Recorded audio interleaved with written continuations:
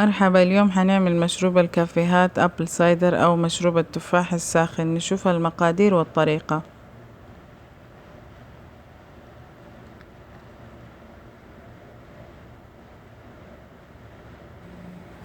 بسم الله نبدأ.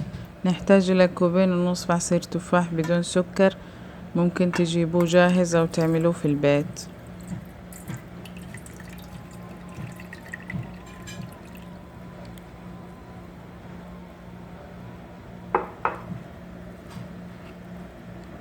2 حبة تفاح مغسل ومنظف ومقطع شرايح، ووصلتين قشر البرتقال ممكن تستغنوا عنه. نضيف التفاح،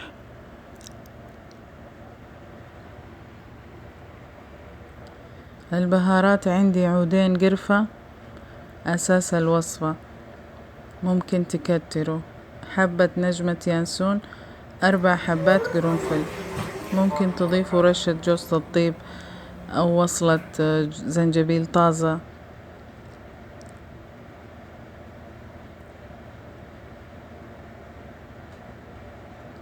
نرفع على نار وسط.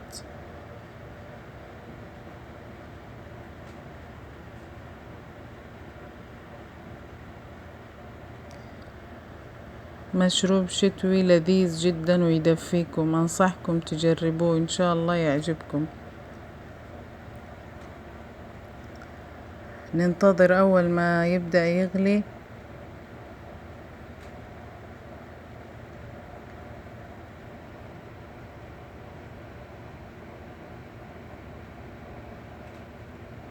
نخفف النار ونتركه 5 دقايق.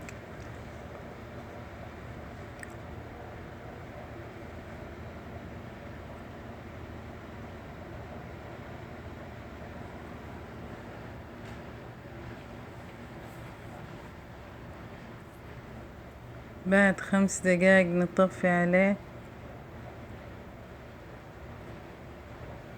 الحين نضيف عصير نصف ليمونة،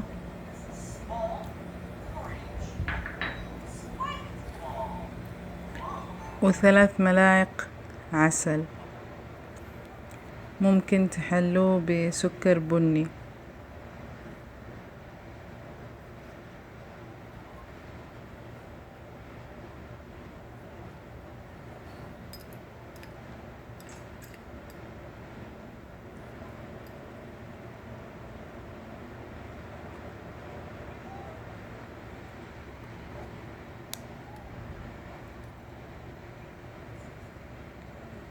ونقدم المشروب ساخن،